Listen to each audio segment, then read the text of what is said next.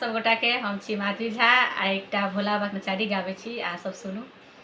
चल गे मोर बहिना बाबा के दरबार गे, चल गे मोर बहिना भोला के दरबार गे, चल गे मोर बहिना। कहाँ छथिन भोला बाबा कहाँ पीपर गाछ गे, कहाँ छथिन भोला बाबा कहाँ पीपर गाछ गे, कहाँ छथिन नाग राजा छोरे फुफकार गे, चल गे मोर बहिना, चल गे मोर बहिना बाबा के दरबार गे, चल गे मोर बहिना भोला के दरबार गे, चल गे मोर बहिना।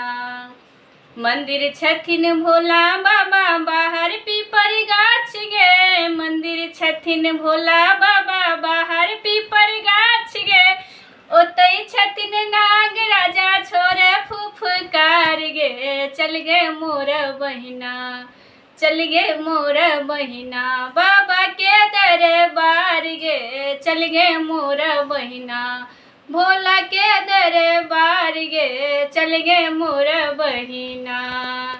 केहन छथिन भोला बाबा केहन पीपर गाछ गे, केहन छथिन भोला बाबा केहन पीपर गाछ गे, केहन छथिन नाग राजा छोरे फुफकार गे, चल गे मोर बहिना, चल गे मोर बहिना बाबा के दरबार गे, चल गे मोर बहिना।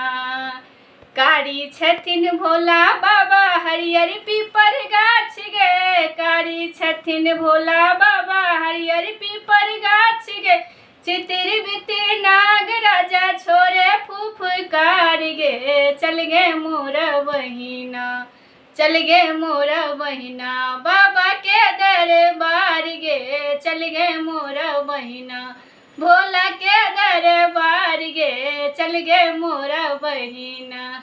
धन्यवाद।